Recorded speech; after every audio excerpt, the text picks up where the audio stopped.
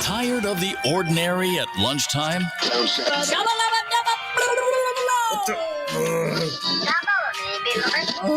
Why not try something smart to chew on? The Lunchroom on RCI, Monday to Friday, 12:45 to 2 p.m. The Lunchroom, informative, enlightening, provocative, engaging.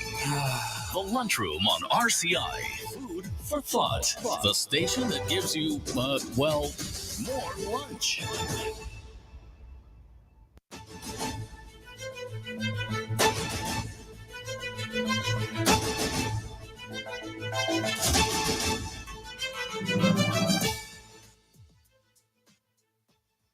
Good afternoon and welcome to the Lunchroom on Radio Caribbean International. It is Friday, June the 21st, 2024, and this is program number 1200 of the Lunchroom. I'm your host, Calix George Jr. Now, in addition to radio on 101.1 FM radio, you can also get us at our website, rcisaintlucia.com. You can also download our previous shows on that platform. We are also streaming live on Facebook. Just search for the official page of Radio Caribbean International. And please be sure to like and share that link as well with your friends and family. And if you'd like to call in to tell us what's on your plate today, the number to do so is 452-3046. That's our main number here. And again, it is 452-3046 as well. You can reach us via WhatsApp. That is 724-0008. If you want to message in or call in, again, it is 724-0008. Now, today, for our dish of the day, we're going to be taking a bit of a trip down memory lane to look at a very interesting documentary that was done back on the 70th anniversary of the Castries fire, that's the 1948 fire of Castries, and it was produced in commemoration of that anniversary, and it gives a sense of the experience back on June the 19th of 1948. We're going to take that in for our dish of the day. And then later on in the program, we're going to try to touch base with Mr. Joseph Redspur. Dr. Redspur is at the Beausejour Cricket Grounds, and we will be getting a live update of the England versus South Africa match. But that's for later on. But first, our dish of the day. Serving now, the Daily Dish.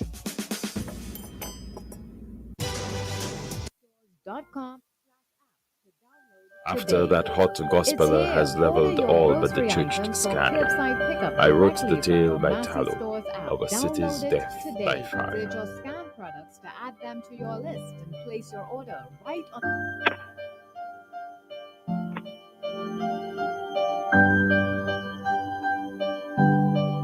I grew up around the square. I first lived on Brazil Street, and then we moved to our building across the church, right across the church. As a matter of fact, the wall that you see by the courthouse is the wall of our building, still there. And we had quite a big building, 2 stories, and that's where. So I grew up around there. Now, at our time, the square was our playground. And we had a Mr. Salmon who was a judge. When we tried to play cricket, they had palm trees on the square. See, we tried to destroy it because you put in palm trees as a wicket. So we had a lot of fun, but that's where we grew up. Castries is always very well defined. I would believe this because there was a fire in 1927. And when they rebuilt in a proper manner, properly structured the stores and things. But everything's Castries. Growing up to Money on the Top was nothing Money on really, just a few homes, like the Thibbers and all of those were there. Gregor Peter on there. And then you had Plapanse, you had Alan Peter going up there. So all of that. It was, so Castries was the town, and all of us lived in town in Castries. One of the things I remember going and looking out is the Upper Bridge Street. The houses there were really nice little houses built away from the street with wrought iron and so on. And it was where the elite lived, the French. And it's only when I went to France I saw similar houses. I can remember where the statue of Compton around there, around that area there. There's a beautiful building there. And that was belonging to the Masons. The Masons Lodge. Beautiful white building. Well, when I tell you, nice design, white, well painted, always, right around there. I can remember that as a kid. You know, you did not have a boulevard. All that was street. Now the town board was somewhere, what you call council now, was way down. Castries town board. It was somewhere down, I don't know if it's Victoria Street, but more to the west of the city. And these people had nothing to fight fire, you know. Nothing to fight fire. A little cat with a few holes inside of that. When you had fire, shoo, fellas run to that and could never touch that fire, you know. Never. We did not have equipment.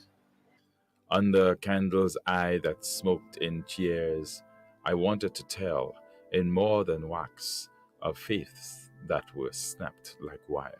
We were having supper, and it was then we heard sirens. So it was that. Then when he said there's a fire all the way up St. Louis Street. So that was a little fire. So they said a tailor shop. So it was a small thing. So we didn't worry about that. Then more noise, and people said the fire coming down, smoke coming down. Then my mother said, listen to me. This is getting serious. You'll have to move. Luckily, my sister was married to Reggie Clark, and they live at Rock Hall. So all of us went up to Rock Hall, away from Castries. But from there, we could see the fire, what it was doing to Castries. It was not easy. It wasn't nice. It was not nice at all. Because that was been about 8 o'clock. I was at home, Trinity Church Road, opposite the steps going to the church. And when I heard fire, children are curious. We came out to see what it was. But my parents wouldn't let me go down by the fire. So I went up the steps, the Anglican church steps, and I stayed up there, and that's where I looked at the fire, the whole town on fire. I never moved, I never went anywhere, but just on that step there, I stayed until morning, because we were afraid that we don't know how far the fire would reach. So we were on the alert in case we had to move ourselves. But still and all, we started moving things, We didn't know how far, and the fire was just at the corner there, and blazed up the whole of Castries. And the night of the fire, it was, well, boy, I can tell you, all kinds of people started running. All over the place, because that was not easy. Those who could get help, those who could not get help. Well, some of them, those who were able to serve, whatever they saved was not much anyway. Because this fire came like a raging bull. And it was going, and meeting those kind of houses is just a matter of, because it's so many, I won't call them derelict houses because people lived in them, but mostly all the wooden structures, little wooden structures, some of them big too. Some of them were very, very, rotten, and the fire made mincemeat of that. When my mother decided to pack up, I can remember that. First thing she did was to take out her mattress, a cotton mattress. And she's saying, how will she carry her? Where will she go with the mattress? Now, we had a friend called Muffet during that passion. I told my mother, wrap up and tie the mattress, put it on my head for me, and I carried it to Mansion. But next day, I couldn't take it and take it back home. But the night, God gave me the strength for me to do that. I went to my father's place and tell him, look, there's a fire going on. And I went back to the scene of the fire.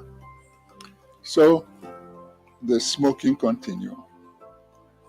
And then you have, suddenly you see flames and more smoke. And then as the heat increased, people started to move back. Then after a while, you see the building on the other side start to smoke.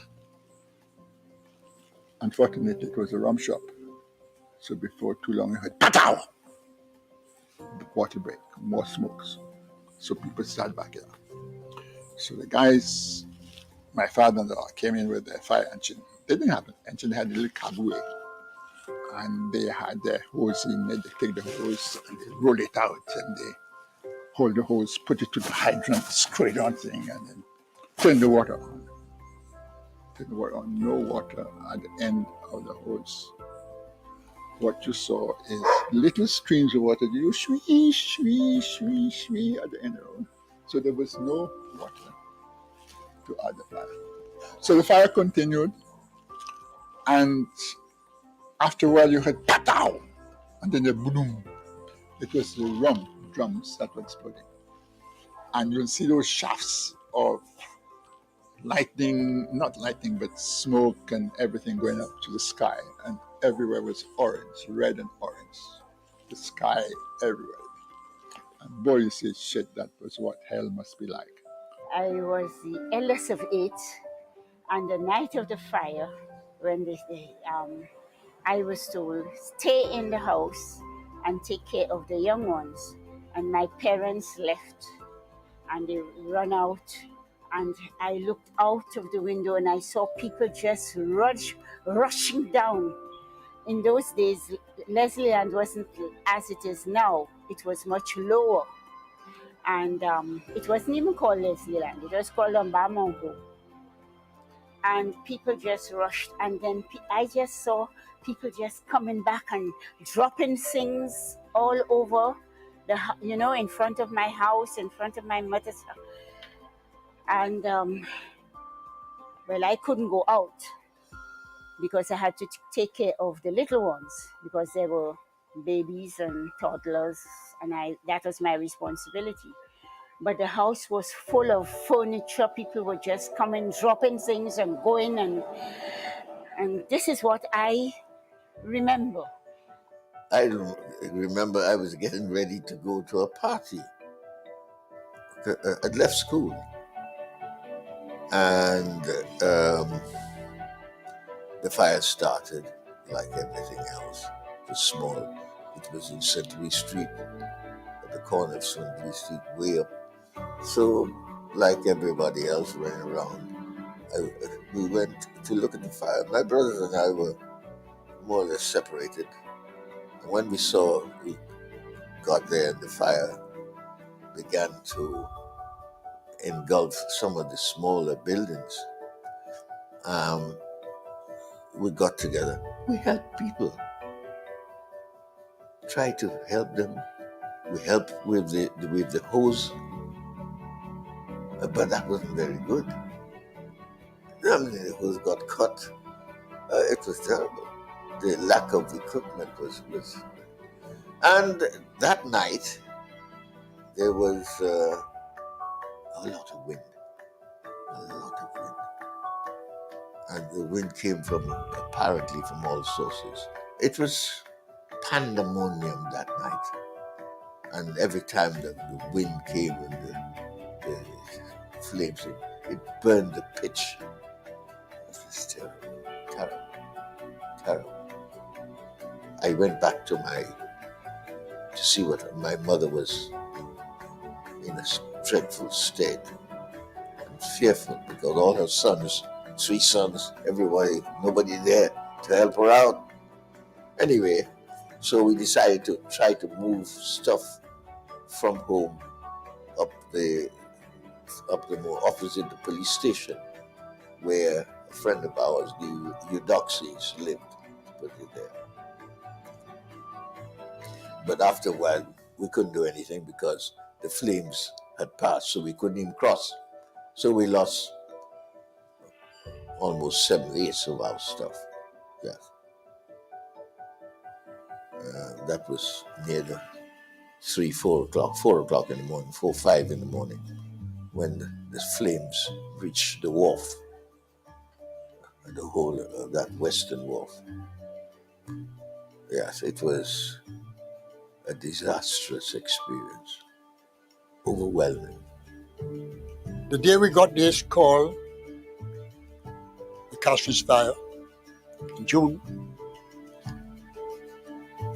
when we arrived on the scene there, the place was well alive. The fire started at one Adonis, a tailor shop. Next corner there was a rum shop, Nazi. The water we had, the fire was too advanced. Couldn't do much. What happened to us again, behind that Nazi place there, they had what you call, they used to collect their rum at the back. And where the fire started is a wooden place apparently. That was there already. It burned and it got to the drum. And to tell you, explosion. And that one. That's the time we started getting fire. Galvanized, going all around the place. We couldn't handle this fire.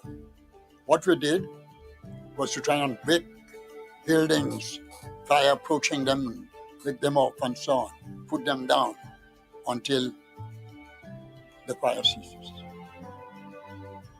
But the boys couldn't do much. It was 4 of us. And we had no backup support. All day I walked abroad among the rubble tales, shocked at each wall that stood on the street like a liar. When you came to Army, so desolation, you cried because everything you had, your home was gone, your memory of sports, everything was gone. You just had one section remain, all the rest went. 3/4 of the town went in that whole fire.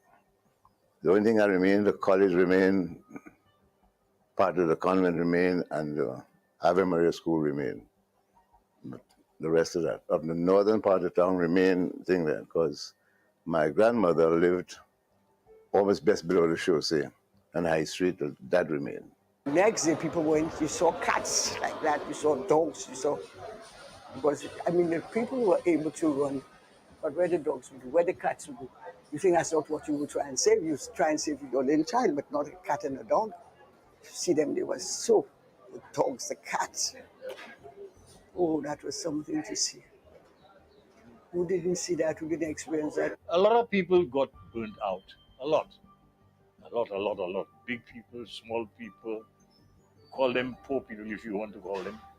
But a lot of people, because of the way this town was structured. We had a lot of wooden houses, old houses, and all that went flat. It was a Sunday morning when I went, it was a Sunday, I think Saturday, Sunday, I can't fully remember now, Tetlapa. When I looked and I stood up somewhere by the church there and I looked down there, it was not a nice sight. Not a nice sight.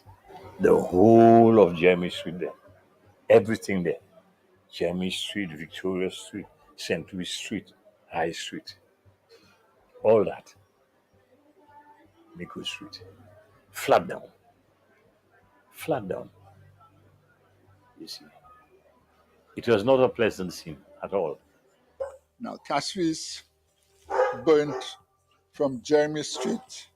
You go way down the bank, all the way down to where Bandag was before, along the river, by the bridge. You come up, you turn, you go towards the library, you miss the square, you go up Meekwood Street and back to Carl Street. So everything in that area was burned down. 2 little things to say was a little building at the corner of Miku and Carl Street, and the buildings, a few wooden buildings at the bottom of what you call Shitali, bottom of Miku Street. So these were the only things that survived the fire. So I walked around town. What I noticed was that the pitch, the asphalted roads, had all broken up. The buildings were still smoldering from the night before. Material made out of steel or iron was all twisted. Heavy wooden beams and columns once they got burnt, it formed them insulated, so they stayed. So you see all the twisted metal, but the solid wooden beam stayed. You walked around town completely deserted. But what struck me most was the smell of burning saltfish. Everywhere you go in that smoke. The following day, well, I was allowed to not go too far, but just a little place. And what hit me for a long time after was the smell of roasted saltfish. And up to now, whenever I hear of the 1948 fire, I associate it with burnt saltfish, roasting saltfish, because the place was really destroyed. And the Carnegie Library, that's how it was called then, now it was remained burning for a long time after. The structure didn't get burnt because you can see it now, it was rebuilt. But the contents, because it was books, stayed burning for a long time. Finally, I was dazed. I don't know whether I was walking or standing up. Totally dazed. Anybody who looked around was dazed would not be telling the truth. It was an experience that I hope that will never be repeated in my life. Everything flat, burnt, smelling dead animals, smelling burnt, all sorts of burnt, different types of things that are burning. Dreadful. Dazed. You don't know where you're walking and you don't know where you're going. You don't realize where you're going to sleep. Loud was the bird-rocked sky, and all the clouds were veils, torn open by looting and white in spite of the fire. By the smoking sea where Christ walked, I asked, why should a man wax tears when his wooden world fails? Everybody was despondent. What do we do? We didn't know what we were going to do.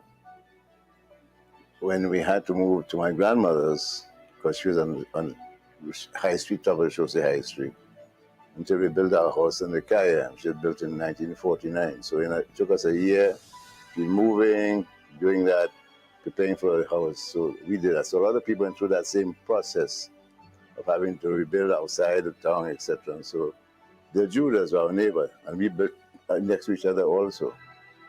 So all the Judas and get Harry built up the morning. All of us moved out of town where we were because we had to redo that. It was a relocation of our whole way of life. And town became a pure business sector, no longer a living and thing sector. The only thing that remained, the college remained, part of the convent remained, and the Ave Maria School remained. The rest of that, of the northern part of the town, remained thing there because my grandmother lived almost best below the Chaussee and High Street. That remained. Castries was mainly in the town, the flat in town, and little spawns like La Pensée and Mondudon and Marchand. So people who lived in town were homeless. So what they had to do was to quickly clean up the barracks building that still had roofs on it. And that was where they housed the people. People who had relatives went to other places, some went to Soufrière to different distances. But it was absolute chaos because the shops were burnt, the food, the traditional food you get, your sardines, and so that was all gone in the fire. After that, my father was very busy because people who owned property in town had to register. And there were lots of small lots because there were lots of people in Castries who owned property. And all of this was burnt. Castries had to be rebuilt. So the people had to register as homeowners or renters or whatever. And then I remember they gave people fire relief. And the people who qualified for fire relief were first and foremost land owners. Ama Ambrose was the first to reorganize his bakery. First to organize his bakery. And with burnt galvanized as covers. Tremendous courage and dedication. It was so people assembled quietly and put their things together to begin their life. There was no electricity because that was burnt. The water, no water because of, or very little because some of the pipes were burnt and so forth. And people running around, walking around days, for weeks. Had to go into shelters. Fortunately for us at the time, the government of St. Lucia was still a colony, were able to get the military buildings, which the military buildings were owned by the military from England, and they allowed these buildings to be used to help out people for housing. And that's where we stayed until we built at VG. We were lucky. When you say we, the St. Lucia was lucky. Castries was lucky that we had those military buildings to be able to house people. Otherwise, I don't know what we'd have done. In town, leaves were paper, but the hills were a flock of thieves. To a boy who walked all day, each leaf was a green breath, rebuilding a love I thought was dead as nails, blessing the death and the baptism by fire. They had to find housing for people. And the British were very much, because they were very much a colony at the time. So they brought in a company called HH&C, Holland, Hanel, and Cubits. And they were the ones who did the construction of the CDCs. Now I explained to you the 4 stories have a sort of floating foundation. Because, as I thought I told them, I'm not too sure, there was a show, says the only road, all the rest was land, refill land. So they didn't want to put these high buildings on with things that had a floating foundation. So that was how they housed most of the people who didn't have access to finance like a few of us had, and the CDCs were done for them. 4-story blocks and the others were done. I think the CDCs maintained the Castries image because those who were living around came back into the CDCs. The others, like us, we were just on the perimeter. So you never left Castries. I was what they call the Calle. Not I was on the Calle, as you would know. So I was still in Castries. The McNamara's were down where Seventh-day Adventist Church is now. So we were still, the Ravenues were on top of the hill there. So all we moved out of town. We're not out of town, really out of town. So there was a change of scenery, a change of thing. But you just move on the hill next to us. So in that way, you move it because the CDCs are built, you still had the people from Castries still in Castries. So it's not really a moving of people. There was a transition period, and luckily the British came in very quickly and did what they had to do. 2 things that came about as a result of the fire, or that business more in concrete. Our house, big as it was a wooden house. I'd be painted almost every 2 years, a big wooden house, on pillars and everything. So most of the houses in town were just correct in there. But what was one of the major things was the sewage. We didn't have sewage before. We didn't have sewage before. So the fire brought in and the sewage came. So the whole Castries was sewaged, which was the first time for all these years. So these were the benefits after all the detrimental benefits was that everything became in concrete now. which is better, safer for fire. And then we got services which you didn't have before, like the sewage service. A certain politician, I can see him right there in front of me. A blessing in disguise. And to me, really, the meaning may be, I don't know, I might be wrong. It's like saying, well, a lot of things had to change because of fire. And he felt it was a very good thing the fire came. Maybe if the fire had not come, we would not have sewage system. Maybe we'd have all the old houses still around.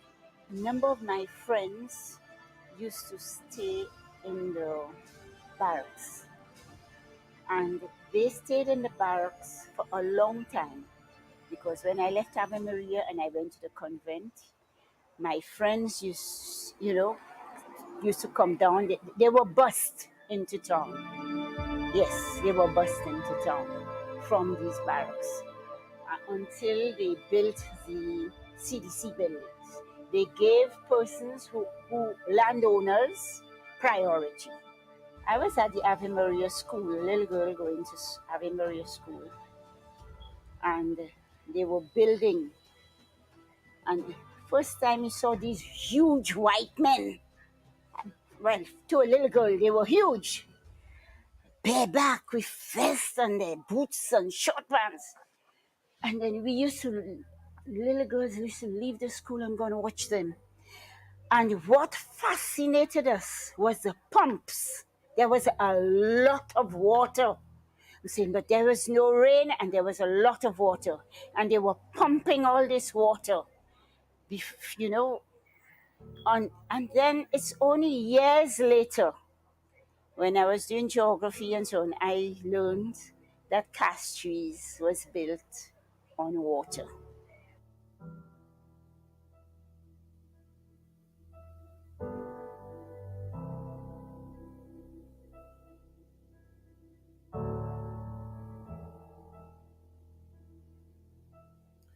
Thanks for that. And that was a piece thanks to, I think, Shane Cherry and Choice TV, produced back in 2018 as part of the 70th anniversary of the 1948 Castries fire. And some of the voices that you heard there included Mr. Hollis Bristol, and I think a very big birthday shout out to him. He's celebrating a milestone this month. Happy birthday to him. Also, you would have heard the voice of Mr. Jones Jean-Baptiste. Also, Miss Leonora Hamilton.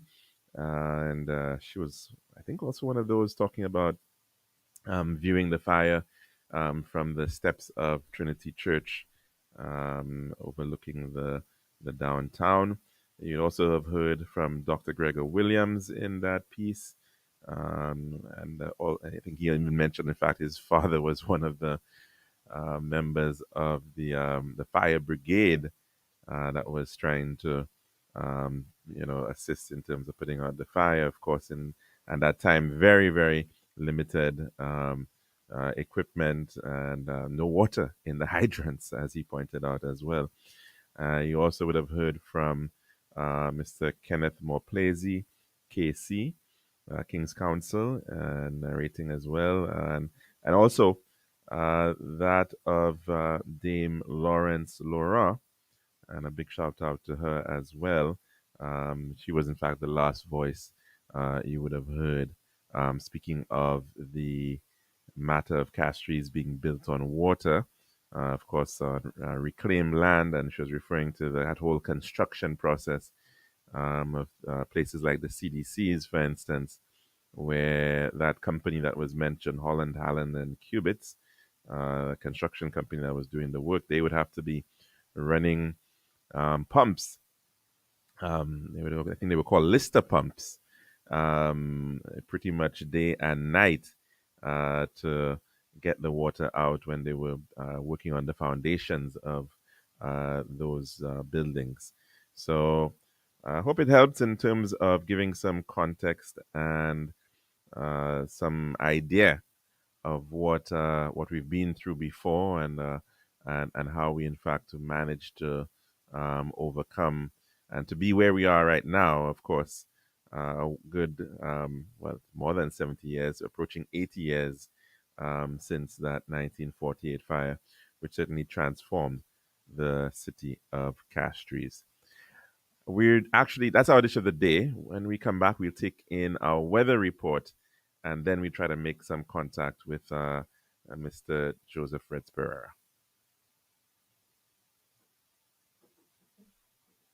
Oh my see, bathroom, kitchen, pantry. This has been The Daily Dish.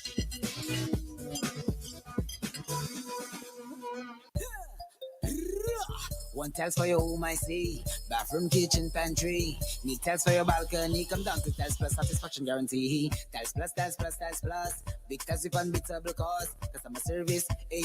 Need all kind of tiles. Come down to Tiles Plus. We also got gasware and vanity. Books, doors, you'll see. Come down to mind nobody. We got the best tiles on island. Trust me. We are located Lance Road in Castries, Bosses Grocery Lanes, and Flag Street in Beaufort. Telephone number 453-7939.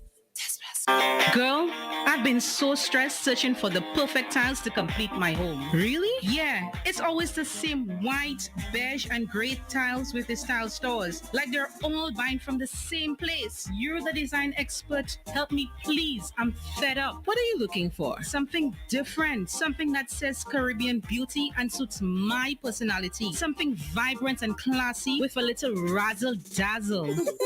Okay, Ms. Razzle Dazzle, I know just the place. Island Style Tile and Bath, they're my number one store for everything tile. And with their new In Living Color collection, you'll find the most gorgeous styles to give you that splash of Caribbean flair you're looking for. That sounds perfect. I'll even take you myself and throw in a free design consultation. I'll never say no to that, sis. I can't afford you anyway. Visit our Island Style showrooms in Castries, Rodney Bay, and Beaufort, or call 450-452 or 453 Tile. We'll help bring your vision to life in living color. This is Radio Caribbean International. It's now time for the weather news.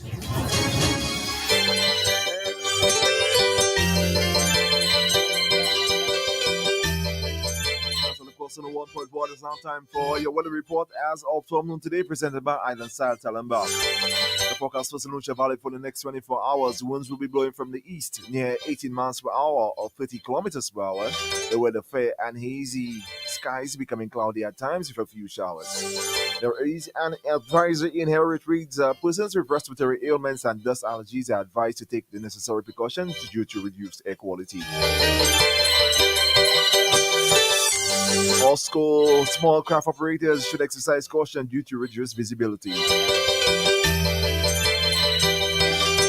forecast for the Los Angeles fair to occasionally cloudy and hazy with widely scattered showers.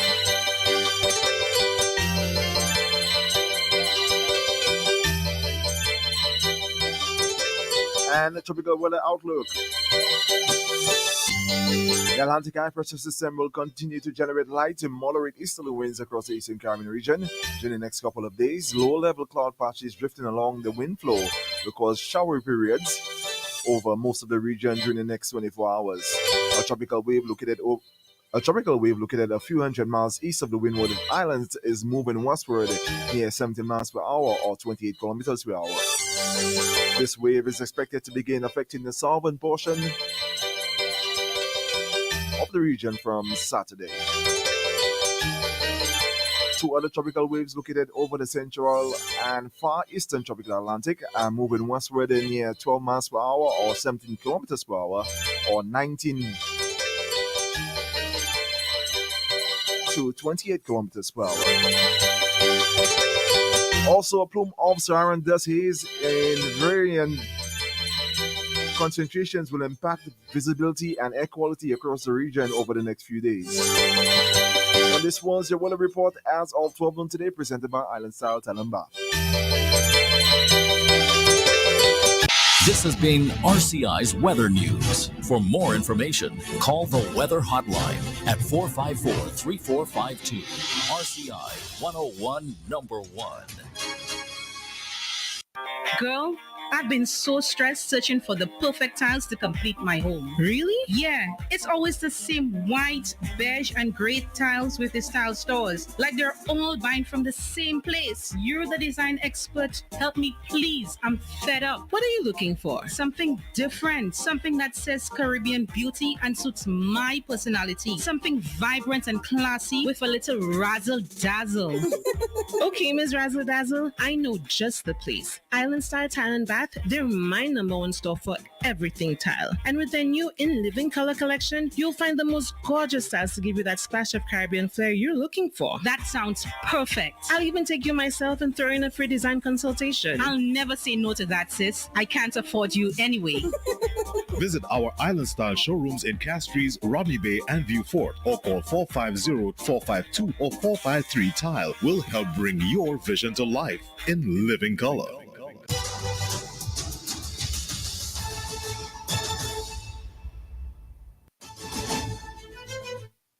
And we're back here online.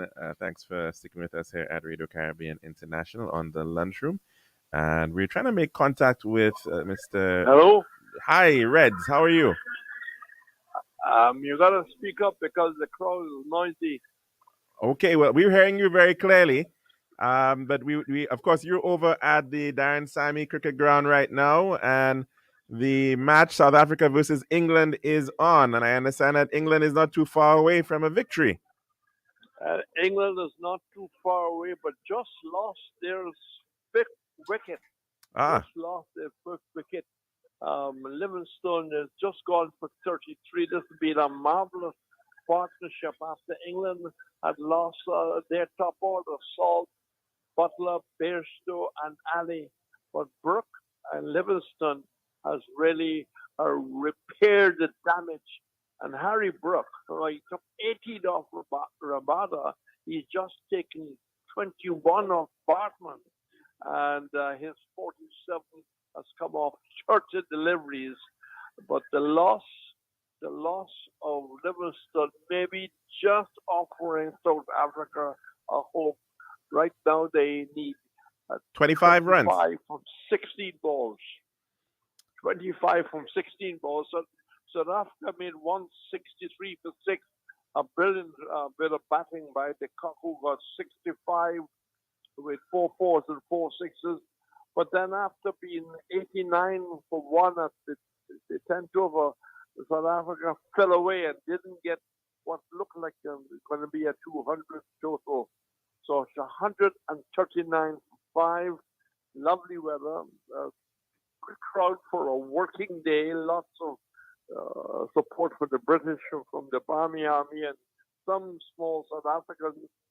But right now, I think if you have to put a dollar, you have to put a dollar on England, because this last partnership, which is just ended. Now we see that Kuran has come out to join Brooke. And Brooke, this young player, has been really outstanding. What's been outstanding today is some of the catches. Some of the catches has been just breathtaking. The quality of cricket is not high scoring. It hasn't turned out to be high scoring, but some of the feeling, some of the catching has been of the very highest order. As I talk to you, of course, reminding everyone that West Indies play the USA tonight in a very important game. Right. Rabada continues. It's a must-win. Pardon? I said it's a must-win game against the United States tonight, and the next it's a game must-win game against South Africa. Great debate. What changes may come with they stick to the same team? Well, definitely King is to be replaced. Not in the squad, but he will be. I think Hope is expected to come in place of King. Shepherd is expected to lose his place maybe to McCoy. Is it that after that 30 run over, where he conceded 30 runs? You think that might be the big reason for Shepherd being dropped? Yes, just back to this 142 for 5.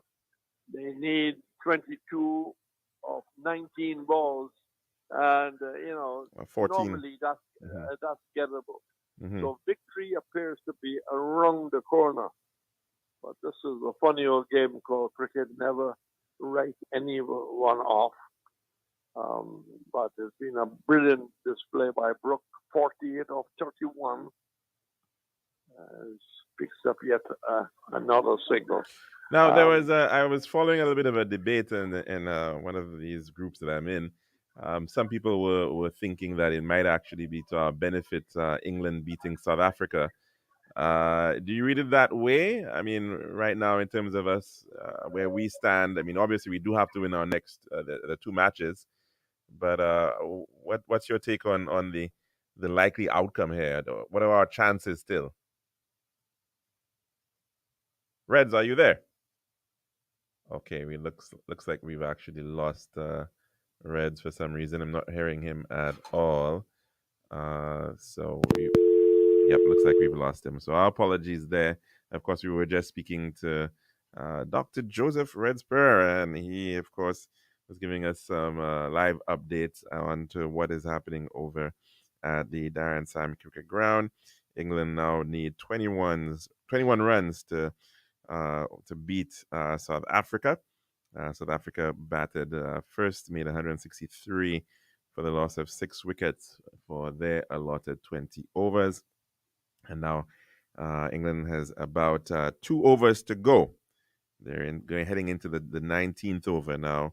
They're 143 runs for with 5 wickets at hand, and they now need 21 runs for the next 11 balls to be bowled. So it looks quite likely that they will be able to pull that off. The required run rate is just at about 11.5 for over the next 2 overs. So very, very gettable score in this form of the game, and quite likely that means that they'll be going in pretty happy coming out of St. Lucia with 2 wins under their belt in the Super 8. So apologies for losing Reds there, and apologies to him, of course, for that as well. Now, of course, if you want to tell us what's on your plate today, please feel free to do so. Our number is 452-3046, 452-3046, as well as our WhatsApp number, 724-0008. Again, that WhatsApp number, you can call in or message into it. It is 724-0008. Of course, we're going into a very busy time for Calypso as well as Soca. The semifinals are on Saturday and Sunday. And so there's certainly a lot to take in at the Cultural Center, the National Cultural Center at Barnard Hill. And so we do hope that if you're so minded, that is certainly something to look towards as well if you are into the music. Now, I did mention sometime earlier in the week, I did want to touch on the issue of certain myths that we actually have, historic myths that or geographic myths sometimes, or myths about St. Lucia, misconceptions perhaps we could also say, not necessarily myths, but misconceptions or confusions about places and sometimes the origins of places and what have you. A very common one that you hear is about the Petors. And you hear a statement quite often being made that the Petors, one is in Soufrière and the other is in Choiseul, right? Go-Pitor being the one, the larger Pitor, the taller Pitor. And sometimes, by the way, there are also misconceptions about that as well, that Piti Pitor is taller than Go-Pitor, which it is not. But you get the other misconception as to where they are in fact located. And of course, part of it is because you tend to see the view of Go-Pitor when it's on its own tends to be from the Choiseul side, from Delsay, from La Puette, or Industry. And so it's a very prominent hill from Choiseul when you're looking at it. But in fact, it finds itself within the quarter of Soufrière. And that is because the boundary of the quarter of Soufrière on its southern side is a river known as the Livoine River, and then of course that flows from the Belle Plaine region of Soufrière and down into along that it forms that boundary between from around Myers Bridge between Soufrière and Choiseul. So once you're north of the Livoine River, you actually are in Soufrière, and so in fact the Gopito and Pitipito are found in Soufrière. Now, another myth that, or misconception, I think we could say, with respect to Soufrière is the statement that Soufrière was the first capital of St. Lucia. And I saw that quite recently online that people were making this statement regarding Soufrière being a capital, the capital of the original capital of Saint Lucia. And again, I say it's a misconception because there are some fine points of distinction to be made. One, of course, is the matter of what is a capital. Now, a capital is the seat of authority. It is the seat of the government in a country or in a province or in some space, and it'll have a capital. Now, of course, so we therefore expect that a capital will have maybe depending on the type of government that exists, it may have a palace. If it's a kingdom, for instance, the palace would be in there, or the where the king lives would make it a place a capital. And in fact, in some places, in some times in the past, you would find that some countries actually had different capitals because the kings or the emperors would actually move around. And so, depending on the season, sometimes there was a winter capital and then there was a summer capital. In the case of China, for instance, the capitals have moved numerous times. It's currently Beijing, but in previous times it would have cities like Xi'an were in fact capitals. In most instances, countries have one capital, but that need not always be the case. And we have seen, I think, in the case of, for example, South Africa actually recognizes three capitals or capital cities. The legislative capital is in Cape Town, which is, of course, one of the oldest cities. But the largest city is not, in fact, a capital. That is Johannesburg. But the nearby city of Pretoria is the center for the executive. And as well, the judicial center or capital for South Africa is Bloemfontein, in the center in the interior of South Africa. Some countries have created new capitals, and so capitals have moved. And in the case of even in, like, let's say, countries like Jamaica, for instance, you had Spanish Town being the capital of Jamaica during the Spanish period, and in Trinidad, for instance, again, San Juan was the capital, and then it, of course, got shifted to Port of Spain or Puerto España. So sometimes you do have these shifts of capitals, even in the case of the Caribbean.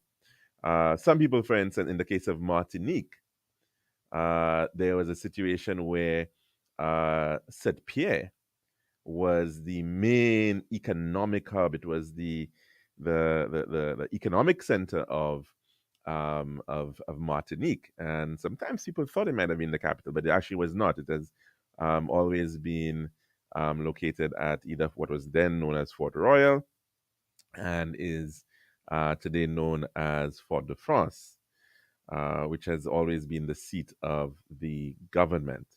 Now, in St. Lucia, there is a similar kind of a dichotomy.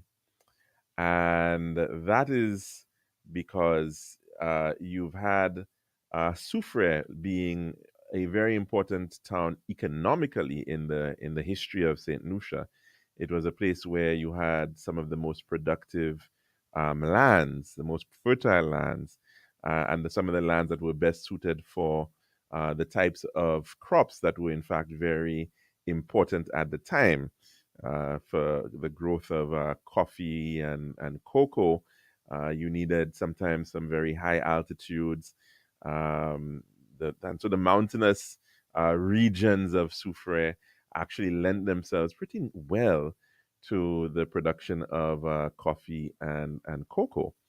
And so it was certainly a very important town in that regard. It was also the first planned town. And I need to make a distinction in that regard. Now, in fact, the earlier settlement and some of the earliest points of where French settlement occurred in St. Lucia, even back to 1650, was in fact in Castries or at Carénage, as it was known at the time. But that town was actually not very well planned out. It was actually something that sort of developed somewhat organically, as were a lot of these towns in that period of time. So the roads were not laid out in a very orthogonal way as it is right now in the case of the downtown that we have. It's not a grid, and that town was grew up around the Carénage or the Petit Carénage, which is today we know as Gantas Bay, or on the VG side of the city of the harbor. But that, in fact, was one of the areas that was most important. And to understand Castries at that, and to understand St. Lucia at that time, it's important to understand that there was a significant amount of conflict. And from the perspective of control, from the perspective of authority, you wanted to have a place that was best defended. So you wanted a defensible position. And in fact, Carénage or Castries was one of the best areas to be able to establish a defensible position in St. Lucia. It had a harbor, a deep water harbor, with a narrow entrance, with promontories on both sides, north and with the VG, as well as the Latok side, and you had a significant hill where eventually the French, in fact, established a citadel up on the Mon. And so that was really what was important. And of course, a harbor that was sheltered was really, really important at that time from the perspective of command and control. And so this is why, effectively, there was always the desire for placement of the control of the country at Castries. And so there was a town, as I said, from very early, and most of the attempts, even during these periods of back and forth, were to be able to establish a control over Castries. So even when there was a period like in the 1720s, there was the British tried to establish a settlement at VG at the same location, because that was seen to be the best location from a military perspective, from a maritime perspective, to be able to control the town. And to be able to control the island. And so when the French finally got some period of control, which was really from the 1740s, and there was back and forth all through the 1600s, but the 1740s was really that period within which there was the establishment of defined towns, well laid out towns, as well as things like civil administration. Land grants were provided to citizens at that point. So that was the time of really proper settlement in the first instance in the 1740s. And at that point, the government, the seat of government, was actually located at Carénage, And at that time, it was in fact up on the VG, right, on the hill overlooking the what is now Gantas Bay. That was actually the point where the government house was located. Later on, it shifted, and so after the Treaty of Paris in 1763, and again the French got control of the island, they engaged in another period of reestablishment and settlement, and at that point, you then saw the town being shifted to the place where it is located today, on the mud flat against the Castries River on the south side of the harbor. And they also then established the government, and that term again is very important because that's the center of authority. And at that time, the government was located up on the Mon. Because remember, again, in that period, with a lot of the conflict that was going on, you were looking for areas that were secure, that were defensible, that could be protected against attack. And so the government house was actually located up at the Mon at that period, not really where it is located today. It was actually higher up the Mon, in the vicinity of what is now the Helen Television Service, the HTS. It was then shifted later on when things became a lot more settled in terms of control. There wasn't that back and forth from the 1800s. It was then shifted down to the current location, which Le Pavillon, and then that got destroyed. And in 1816, thanks to a hurricane, and it got shifted up again, higher up to the Mon, and then by the 1890s, it went back down to the current location where it has been since then. So again, Soufrière has never really been the capital of Castries. It was certainly one of the first planned towns, not the first town, but the first planned town in Saint Lucia, and certainly was a significant, economically significant town at that time during the colonial era. So that's all the time we have here today for our program, and of course, as well for the week. And we do hope that you have a very safe and blessed weekend. I'm your host, Calix George Jr., saying goodbye.